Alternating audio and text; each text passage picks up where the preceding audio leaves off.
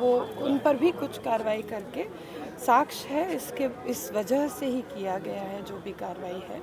और मुझे नहीं लगता कि किसी भी निर्दोष के ऊपर कोई कार्रवाई हो रही है।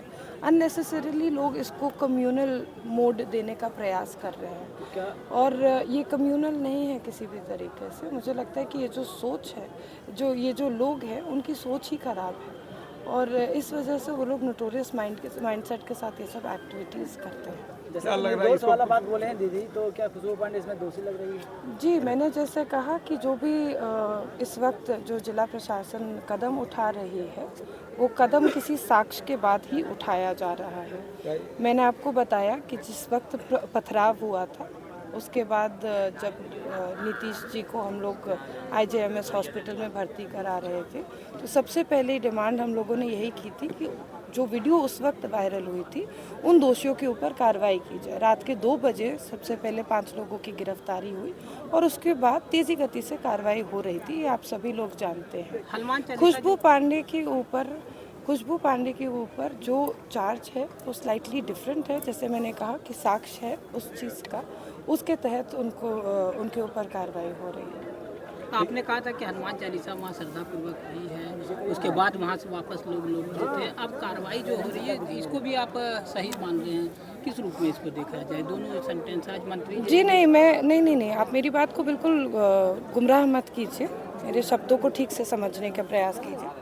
हनुमान चालीसा शांतिपूर्वक हुई थी, सेक्शन 144 उसके बाद लगा था और उसके बाद खुशबू पांडे जी को उठाया और भी 7 लोगों पर जी, तो उसका कुछ साक्ष्य है पुलिस के पास, उसके आधार पर ही कोई भी कार्रवाई हो रही है। इस मामले आज जिस तरीके से मंत्री जी ने भी मंच पर से ही कहा कि वहाँ कुछ लोग जी, मंत्री जी के किसी भी बात पे मुझे कोई टिप्पणी नहीं करनी है।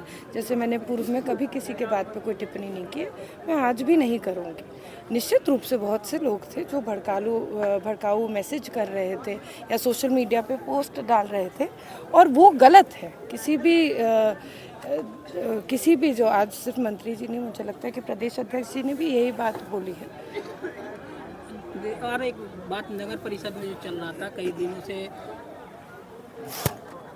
नगर परिषद में जो बोर्ड की बैठक नहीं थी, आपसी तालमेल का बात नहीं सामने आ रहा था।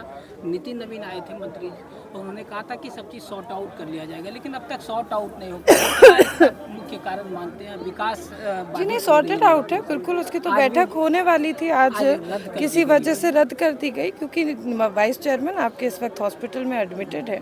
ये उचित नहीं होता, क्या वजह दिया गया मुझे नहीं पता है, लेकिन उसको रद्द किया गया है तो सप्ताह 10 दिन में हो जाएगी। और चेयरमैन का काम होता है, अध्यक्ष का काम होता है नगर परिषद का बोर्ड बुलाना।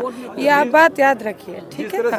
चेयरमैन बुलाते हैं और चेयरमैन की जो अध्यक्षता में वो बोर्ड की बैठक होती है। हाँ, तो जो चेयरमैन का जो विवाद चल रहा है नगर परिषद में, उसको लेकर क्या कहना चाहते हैं? इस तरह के जो विवाद, मैं कुछ नहीं कहना चाहती हूँ, सॉर्टेड आउट है। वो नगर परिषद के चेयरमैन और जो नगर परिषद के EO है, जो उनके बीच का बात है, तो मैं इस पे कोई टिक्का टिप्पणी क्यों करूँगी? 2025 का ये चुनाव है। थैंक यू प्रशांत जी, मुझे कुछ लोगों से एक सवाल